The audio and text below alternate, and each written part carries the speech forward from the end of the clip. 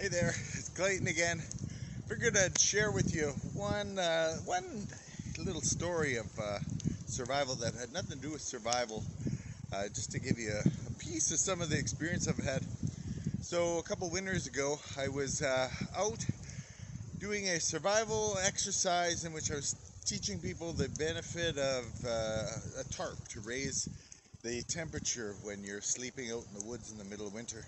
And I did some research to find some federal land that I could go on, that I was allowed to, and drove to it. And I had made a note that it was just after deer hunting season. I didn't want any hunters out in the woods while I was out there. And lo and behold, the shooting starts, and people are hunting out a season in the area I'm in. And I know that there's a big risk when you're out there with guns. So, and maybe I was being judgmental, but I thought, people who are hunting out a season, they don't always use their best judgment or thoughts. And I was worried that they might go and mess with my truck that was parked a kilometer or so away, or maybe half a click. So I went back to the truck and I wrote a note, and I was like, what should this note say? I don't want them to have any idea when I'm coming back, even though I'm out for the night. So I wrote on the note, hi, I'm okay. I'm out in the woods doing survival exercises. I'll be back in a spell. And I thought, that leaves it vague enough that people don't know when to expect me back, so don't mess with the truck.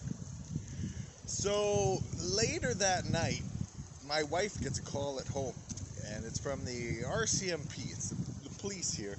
And I guess someone had complained that there was a parked truck where it should not be. And so he verified with my wife. He's like, you know this plate?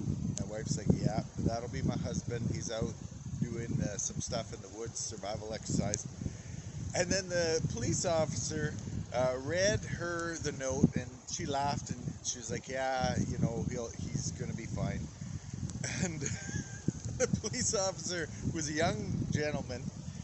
He then asked, like, is your husband okay? And she kind of did a double take of thought, and he's like, is he okay mentally?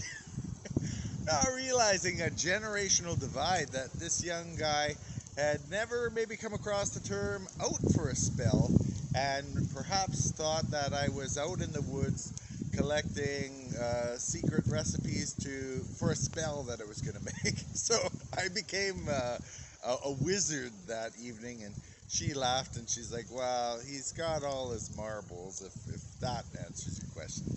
She's like, okay. The guy who made the complaint, who wound up owning this property, my map was out of date for federal land, said, I chatted with the owner, and it's okay, the truck is parked there overnight, but it needs to be gone in the morning. No incident happened. I was not shot, obviously, by out-of-season hunters, and I did not have a spell in mind. So my note to self then, and this speaks to generationally, who are your co-contestants in Survivor, maybe to choose my phrasing properly, to not date myself and get myself voted out for being an old timer. So that's one note of many that I've learned that I'll bring with me to the game. I hope you enjoyed that little story, and I'll let you go from now.